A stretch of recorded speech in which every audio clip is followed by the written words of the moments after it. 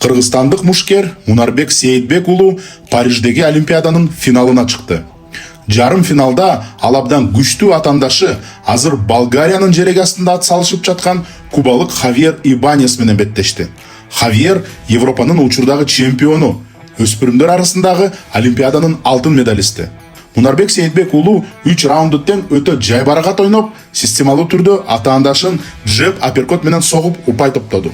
Кыргыз мушкери биринчи жана экинчи раунддарды минималдуу артыкчылык менен утуп алды. Үчүнчү раунд чечүүчү болуп, Мунарбек анда да атаандашын толугу менен утуп алды.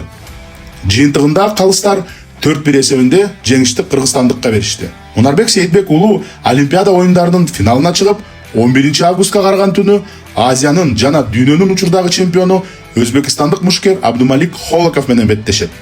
Кызык жери эки мушкердин тең бурчунда өзбекстандык машыктыруучусу Акмал Хасанов секундант болгон. Эми Хасанов өзбек мушкери Абдумалик Холоковдун бурчунда секундант болсо, кыргыз мушкеринин бурчунда ким секундант болот деген суроо жаралууда. Кандай болбосун, бул эгемен Кыргызстандын тарыхында биринчи жолу кыргыз мушкеринин Олимпиаданын финалына чыгуусу. Мунарбек Сейитбек уулу спорт тарыхында өзүнүн атын алтын тамга менен жазды.